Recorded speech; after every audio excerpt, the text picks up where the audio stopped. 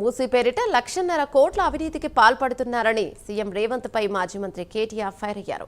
బెదిరింపుల రాజకీయాలతో ప్రజలను భయపెడుతున్నారని అన్నారు. మంత్రి పొంగులేటి శ్రీనివాసరెడ్డి మైనింగ్ అక్రమాలను ప్రశ్నిస్తే ప్రతిపక్షాన్ని బెదిరించే ధోరణి ప్రదర్శించారన్నారు.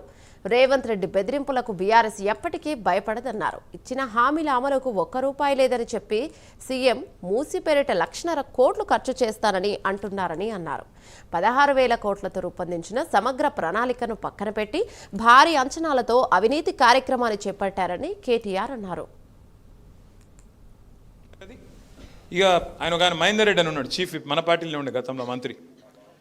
ఇక మా కార్తీక్ వాళ్ళ బావ మంచిగా చెరువు మధ్యలో కట్టిండు గెస్ట్ హౌస్. చెరువు మధ్యలో ఉంటుంది. ఆయన నేను చెప్తున్నా హైడ్రాకం అది గుట్ట మీద ఉందా, ఇట్లా పైకి ఉంది. అయిన వాళ్ళకు ఆకుల్లో కాని వాళ్ళకు కంచాలి అంటారు చూడు, ఒక అట్లున్నది కథ. ఇక ఆయన ఉన్నాడు ఇంకో ఆయన, ఇవాళ లొలిపెట్టిన మంత్రి, మనం లొలిపెట్టిన మంత్రి, ఆయన ఇల్లు నీళ్ళలోనే ఉన్నది. ఒక చెరువు ఊడ్చిండు ఆయన కూడా, పొంగులేటి.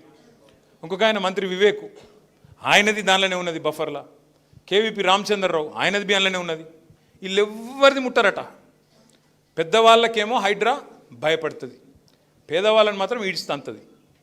గిదేనా మరి మీ లక్షణం? గిదేనా మీ న్యాయం? మీరు ప్రభుత్వాన్ని నడిపే పద్ధతి?